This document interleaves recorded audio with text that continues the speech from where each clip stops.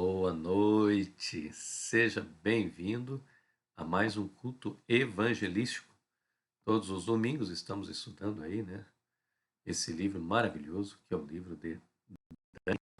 Vamos iniciar então o nosso culto cantando o hino de número 395 no nosso cenário, Jesus, Pastor Amado.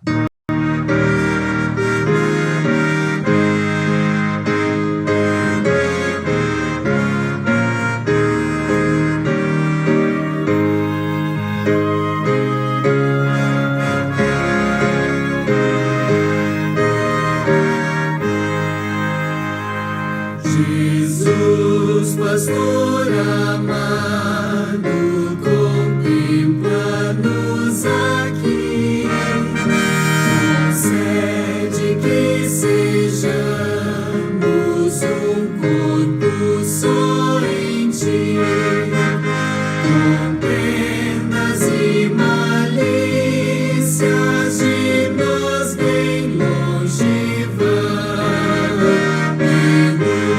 desgosto impeça a nossa comunhão, pois sendo resgatados por um só Salvador, devemos ser unidos por santo e forte amor, olhar com simpatia os erros de um irmão e todos ajudá-lo com terna compaixão. Jesus suavemente ensina-nos a amar e faz-nos bem dispostos também no perdoar. Oh, quando carecemos do auxílio do Senhor, unidos suplicamos a Ti por esse amor. Senhor, se a igreja toda andar em santa união, então será bendito o nome de cristão.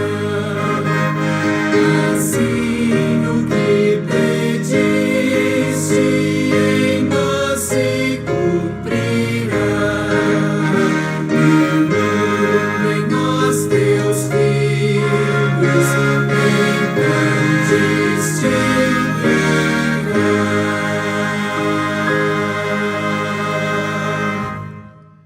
Louvado seja Deus, porque Ele enviou o seu Filho amado e Ele é o nosso pastor amado.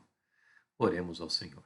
Bom Deus, bom Pai, muito te agradecemos por mais uma oportunidade que o Senhor nos concede de estarmos aqui para ouvirmos a Tua palavra, que o Senhor possa estar presente entre nós, em nome de Jesus. Amém. Muito bem, todos os domingos nós temos esse momento que são as dicas de saúde. São dicas, né, que farão bem, né, ao nosso corpo, à nossa saúde. Isso é de suma importância, principalmente nesse momento, né, de pandemia que estamos vivendo. Nós precisamos cuidar muito da nossa alimentação, né? E hoje aí vamos aprender aí com a nutricionista Eulina, né, uma salada de abacate que promete ser muito nutritiva. Vamos assistir então a esse vídeo. Oi, queridos! A receita de hoje vai ser com abacate. E quando você pensa em abacate, normalmente pensa no quê? Colocar em cima um pouco de açúcar ou até mesmo um pouco de melado. Mas hoje não. Hoje nós vamos aprender a fazer uma salada salgadinha de abacate. Para que você possa estar usando essa salada aí, servindo com folhas verdes ou até mesmo como recheio de um sanduíche vegano.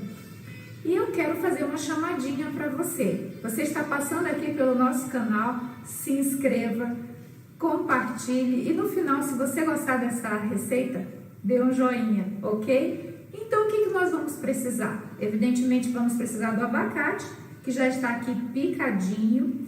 E o abacate é uma fruta fantástica, porque é uma fruta neutra. Então, ela pode ser usada tanto realmente com um melado, por exemplo, como também como uma salada. E eu gostaria de falar para vocês uma enzima maravilhosa que tem no abacate, que é a glutationa peroxidase. Não precisa decorar. Nutri, eu tenho que decorar esse nome? Não, não precisa. Você só precisa entender que o benefício dela é tremendo. Para quê? Para que a gente consiga aí diminuir a oxidação das células, para que essas células se preservem por mais tempo. Então, a questão de dizer que o abacate engorda é muito relativa, porque o que engorda é realmente o açúcar que muitas vezes se coloca em cima do abacate. Por isso a versão de hoje vai ser salgada. Então nós vamos precisar do abacate, aqui nós temos uma cenoura que está bem raladinha, tomate picadinho e vamos utilizar aqui também folhas de manjericão, que dá um sabor especial, não é verdade? Para decorar eu vou estar usando o gergelim preto. Por que eu gosto do gergelim preto? Porque ele é rico em ferro e dá uma cor diferente ali, dá um contraste do verde com o preto, fica muito bom. Você pode estar usando também um germinado, um broto. Aqui eu estou usando um alimento microvivo, que é a quinoa. Eu gosto muito da quinoa desta forma, microviva, para poder colocar na saladinha de abacate. Vamos lá então, a preparação é muito simples, muito fácil e prática. Nós vamos apenas colocar em uma tigela o abacate que já está picadinho.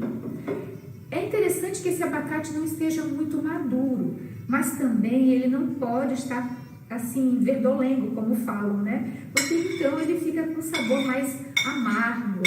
Então assim, mais madurinho, né? Não tão maduro, certo? Aqui o tomate. Essa salada vai ficar muito colorida, muito rica nutricionalmente e é um prato muito interessante para ser servido como recheio, como eu já mencionei, para um sanduíche. O sal, eu estou usando aqui sal rosa. Você pode estar usando sal marinho. Normalmente o que eu faço? Eu compro o sal rosa grosso, trituro no liquidificador, que dá mais ou menos para uma semana, e uso, depois eu faço novamente esse processo. Limão, eu gosto de colocar bastante limão. Você coloca de acordo com o seu paladar. Mas a vitamina C do limão ajuda também a fixar a questão do ferro, que também tem um pouco de ferro no abacate. O abacate, ele é uma fruta que é muito maravilhosa para a saúde da nossa pele, porque tem a vitamina C numa quantidade considerável. O abacate também é bem interessante para quem quer diminuir estrias, celulite, não quer ficar com rugas mais cedo. Então é a fruta da beleza, nós podemos falar assim. Está pronta, queridos, a salada de abacate. Coloquei umas alfaces para decorar, o gergelim preto, cenoura e fiz uma flor de rabanete para dar um charme, para dar um talento especial. Está muito apresentável e eu quero te desafiar a fazer essa salada para a tua família, levando assim para eles muito mais nutrição e uma forma diferente de estar ingerindo o abacate.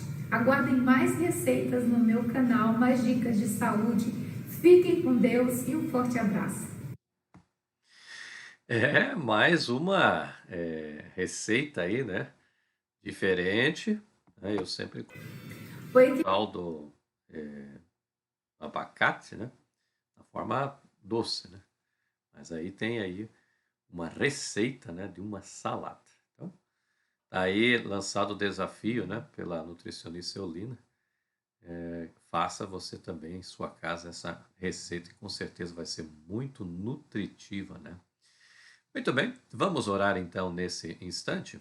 Bom Deus, bom Pai, nós te pedimos agora que venhas estar conosco no estudo da tua palavra, ao iniciarmos agora o capítulo 4 do livro de Daniel, em nome de Jesus. Amém. Muito bem, queridos, nós vamos então estudar hoje, ou dar início ao estudo do livro de Daniel, capítulo 4, a partir então aí do verso 1. Tome aí a sua Bíblia, eu também vou tomar aqui a minha Bíblia, Daniel, capítulo 4. E nós vamos então iniciar esse estudo. Com certeza será um estudo maravilhoso, como tem sido, os demais. Se você tiver alguma dúvida que ficou aí para trás, alguma observação, por favor, mande aí para que a gente possa então, tirar essas dúvidas, para que possa o texto ficar bem claro aí na sua mente. E lembrando, que a interpretação que nós estamos fazendo é com o comentário bíblico adventista e com a própria Bíblia Sagrada, porque a Bíblia Sagrada ela se auto-interpreta. Então, pode ficar tranquilo aí que a interpretação é a mais correta possível. Interessante, queridos, que esse capítulo 4 de Daniel, ele foi escrito pelo próprio Nabucodonosor. Olha que interessante, né? Então, o capítulo 4 de Daniel foi escrito, então, pelo próprio rei Nabucodonosor. Isso é bem interessante. E outra coisa também, os eventos desse capítulo, eles pertencem à última parte de seu reinado, Nabucodonosor reinou por 42 longos anos em Babilônia. Então, esses eventos aí, eles aconteceram, ou ele até escreveu este capítulo aí nos seus últimos anos de reinado. Então, mais uma curiosidade aí do capítulo 4 de Daniel. Então aí nos diz no verso 1, o rei Nabucodonosor, a todos os povos, nações e homens de todas as línguas, que habitam em toda a terra, paz vos seja multiplicada. Pareceu-me bem fazer conhecidos os sinais e maravilhas que o Deus, o Altíssimo, tem feito comigo.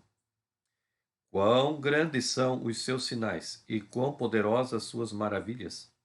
O seu reino é sempre eterno e o seu domínio de geração em geração. Aqui Nabucodonosor estava exaltando o nome do Deus de Daniel, Sadraque, Mesaque e Abdenego. Ele tivera experiências maravilhosas com esses homens de Deus. Homens que não torceram a sua vida para o mal. Eles não vacilaram. Eles permaneceram fiéis aos ditames da palavra de Deus. E isso impressionou muito o coração de Nabucodonosor. Mas Nabucodonosor, infelizmente, ainda tinha que aprender muitas coisas. Com tudo isso que ele presenciara daqueles jovens hebreus, muitas coisas ainda ele precisava aprender. E aí, no verso 4, Eu, Nabucodonosor, estava tranquilo em minha casa e feliz no meu palácio. Ele está dizendo aqui, eu estava tranquilo, bem sossegado, longe das guerras, com muitas riquezas, Estava aqui em meu palácio bem tranquilo. No verso 5, tive um sonho que me espantou. Certa noite, Nabucodonosor então teve um sonho que o espantou. Interessante, queridos, que muitas vezes nós também poderemos ter sonhos que nos deixam aí espantados, Eu sempre digo a minha esposa e meus filhos que eu nunca tenho assim um sonho, vamos dizer assim, que dê para aproveitar alguma coisa, É sempre muito embaralhado, Porque eu fico admirado com pessoas que sonham, e o sonho é uma história, né? Uma história tranquila, dá até para fazer um filme, mas os meus sonhos não são assim, não. Eu não sei por quê. É, mas o rei Nabucodonosor, ele teve então um sonho, né? E ele ficou muito espantado com aquele sonho, né? E aí nos diz no verso 5, né? E quando estava no meu leito, os pensamentos e as visões da minha cabeça me turbaram. Por isso expedi um decreto pela qual fosse, né, introduzidos todos o quê? Todos os todos os verso eu me perdi aqui, verso 6. Isso, agora. Por isso expedi um decreto pelo qual fossem introduzidos à minha presença todos os sábios da Babilônia, para que me fizessem saber a interpretação do sonho. Verso 7. Então entraram os magos, os encantadores, os caldeus e os feiticeiros, e lhes contei o sonho, mas não me fizeram saber a sua interpretação. Interessante, amados irmãos, que quando Nabucodonosor teve esse sonho, ele então, como a Bíblia mesmo diz, ele ficou muito espantado, seus pensamentos ficaram muito turbados e tal. E aí, na manhã seguinte, ele mandou chamar toda essa turma, né, para que pudesse fazer a interpretação do sonho. Agora, eu acho interessante, e alguns até poderão pensar, né, puxa vida, mas se Nabucodonosor já conhecia a Daniel, por que é que ele não chamou Daniel já? Chamou todos esses caldeus, feiticeiros, adivinhadores, por que que ele fez isso? Uma explicação, né, que existe é que Nabucodonosor ele queria ver, né, o que esses adivinhos iriam falar do seu sonho, porque diferentemente do sonho do capítulo 2, que Nabucodonosor aliás, ele havia esquecido até do próprio sonho, né? A dificuldade, o grau de dificuldade era muito maior para os caldeus, para os adivinhos, para os feiticeiros. Agora ele sabia, né, o sonho, ele lembrava do sonho. Então ele queria contar o sonho e ver o que aqueles homens iriam interpretar. E é interessante que a Bíblia nos diz aí, né, que no verso 7, que eles não souberam, né, fazer a interpretação daquele sonho. Não conseguiram nem inventar, né, uma história para tentar, né, ludibriar a Nabucodonosor, porque, vamos dizer, né, estava meio caminho andado, né? Diferentemente, como eu disse a vocês, o capítulo 2, eles tinham que ainda adivinhar o sonho, aí o grau de dificuldade era imenso, mas agora eles já tinham o sonho. Então vamos fazer uma interpretação aí, né? Vamos inventar uma história, uma interpretação interessante para ludibriar a Nabucodonosor. Mas a Bíblia diz que nem isso eles conseguiram fazer. Então, aí nos diz, agora já no verso 8, por fim, se me apresentou Daniel, cujo nome é Beltesazar, segundo o nome do meu Deus, no qual há o Espírito dos deuses santos, e eu lhe contei o sonho. Interessante, amados irmãos, que agora ele chama a Daniel. E ele chama a Daniel, né, com o nome que ele mesmo colocou, né, Beltesazar. Esse Beltesazar era uma homenagem ao deus Bel, né, que era o deus mais poderoso ali dos babilônicos, né? E mesmo assim, com toda, como eu disse para vocês no início, né, que Nabucodonosor tenha tido uma admiração muito grande pelo Deus de Daniel, ainda ele, né, guardava no seu coração, ele ainda adorava os deuses da Babilônia. Então ele chama a Daniel, porque ele disse, olha, você tem o espírito dos deuses, né, Lembra na semana passada, né, nós falamos sobre os Elahins, né? Você tem o espírito dos Elahins, né, dos deuses, né? E é interessante, no verso 9 nos diz: Belsazar, chefe dos magos, eu sei que há em ti o espírito dos deuses santos, e nenhum mistério te é difícil. E eis as visões do sonho que eu tive. Dize-me a sua interpretação. Era assim, verso agora 10. Era assim as minhas visões da minha cabeça quando eu estava no meu leito. E agora então ele começa, né, a contar o que ele havia visto no sonho, né? Então, eu estava, verso 10, a partir agora, né, na parte final. Eu estava olhando e vi uma árvore no meio da terra cuja altura era grande. Crescia a árvore e se tornava forte de maneira que a sua altura chegava até ao céu e era vista até os confins da terra. Verso 12. A sua folhagem era formosa e o seu fruto abundante, e havia nela sustento para todos. Debaixo dela os animais do campo achavam sombra e as aves do céu faziam morada nos seus ramos, e todos os seres viventes se mantinham dela. Interessante, né? Ele viu uma árvore. E é mais interessante ainda, né, que a sabedoria divina geralmente emprega parábolas ou metáforas como veículos de transmissão da verdade. E quem muito usou de parábolas no seu ministério?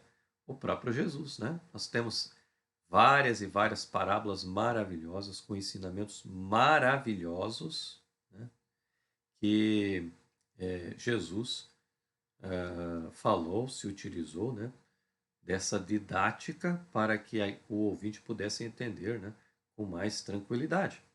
E aqui, Deus, mais uma vez, através dos sonhos, né, ele também usa de parábolas e também de metáforas para fazer entendido, né, aquilo que ele deseja.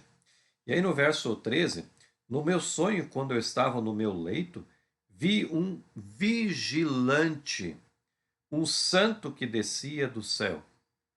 E aqui é interessante, amados, que esse vigilante refere-se ao Deus vigilante. Então, esse vigilante aqui, você pode sublinhar aí em sua Bíblia, esse vigilante, ele se refere, né, ao Deus vigilante. E aí, no verso 14, clamando fortemente e dizendo: derribai a árvore, cortai-lhe os ramos, derriçai-lhe as folhas, espalhai o seu fruto, afugentem-se os animais debaixo delas e as aves dos seus ramos. Mas a cepa com as raízes, deixai na terra, atada com cadeias e ferro de bronze, na erva do campo.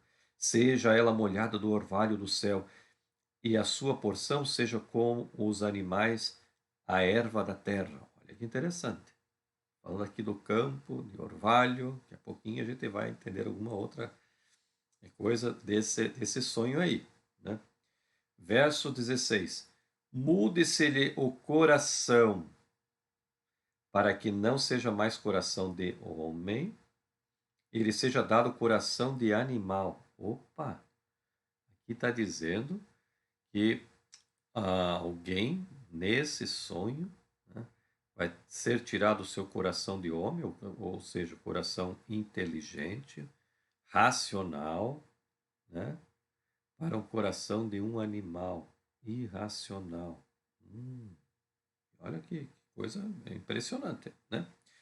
E aí diz assim: e passem sobre ela 7 tempos. Esses 7 tempos, aí a palavra é Idã, e Idã quer dizer anos. Então, por 7 anos. Veja que interessante, né? Tá ficando interessante aqui o sonho de Nabucodonosor, né? E aí, verso 17. Essa sentença é por decreto do dos vigilantes e essa ordem por mandado dos santos, a fim de que conheçam os viventes que o Altíssimo tem domínio sobre o reino dos homens e o dá a quem quer e até ao mais humilde dos homens constitui sobre ele. Né? E olha que interessante aí no verso agora 18. Isto vi eu, rei Nabucodonosor, em sonhos. Tu, pois, ó Beltesazar, diz a interpretação, porquanto todos os sábios do meu reino não me puderam fazer a interpretação. Mas tu podes, pois há em ti o espírito dos deuses santos. E então, agora aqui, Nabucodonosor, ele encerra, então, né, a contar, né, o sonho para Daniel, né, e ele agora, então, diz para Daniel, Daniel, você tem o espírito dos deuses, e eu gostaria que você interpretasse esse sonho, visto que os caldeus, os feiticeiros, os adivinhos, eles não conseguiram fazer uma interpretação do sonho que eu tive. Essa gigantesca árvore. O que você tem para dizer para mim? Nós já abrimos algumas coisinhas aqui, né? Nós falamos ali do Idã, que Idã quer dizer anos literais. 7 tempos, ou seja, 7 anos. O que aconteceria nesses 7 anos? O que significa essa árvore gigantesca, né? Onde os pássaros faziam seus ninhos, os animais ficavam à sua sombra, as pessoas se alimentavam dos seus frutos. O que significa este sonho? Na próxima semana, se Deus nos permitir, nós vamos continuar, né, com o capítulo 4, agora com a sua interpretação. Nesse domingo, nós estudamos e colocamos aí o sonho. Agora, no próximo domingo, nós vamos então para a sua interpretação. Que Deus realmente possa nos abençoar e possamos entender que todas as coisas, né, que estão escritas na palavra de Deus, elas foram colocadas ali justamente para nos trazer preciosas lições à nossa vida. E aqui está, então, mais uma interpretação, né, bíblica daquilo que Deus deixou para cada um de nós. Então, não perca o próximo episódio do capítulo 4 na semana que vem, né?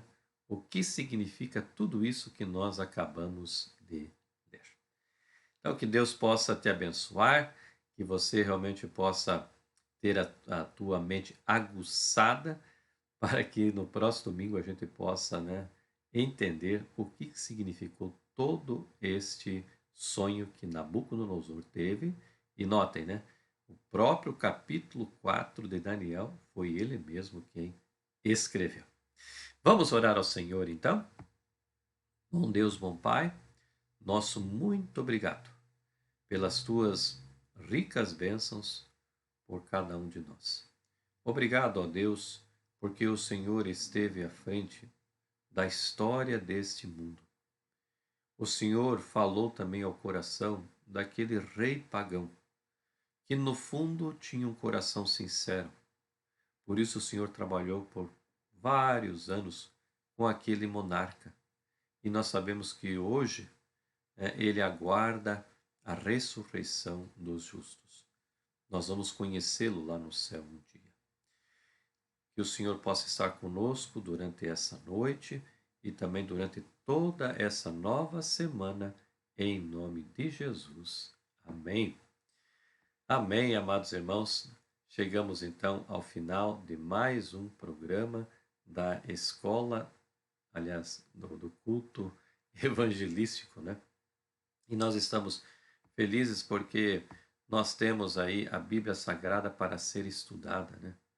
E cabe a nós abrir a palavra de Deus e estudá-la todos os dias. e nós vamos descobrir bênçãos maravilhosas para a nossa vida. Que tenhamos uma noite de sono reparador, né? Uma semana muito abençoada e, se Deus nos permitir, né, semana que vem, próximo domingo, queremos estar juntos para mais um estudo da Palavra de Deus do livro de Daniel. Que Deus nos abençoe.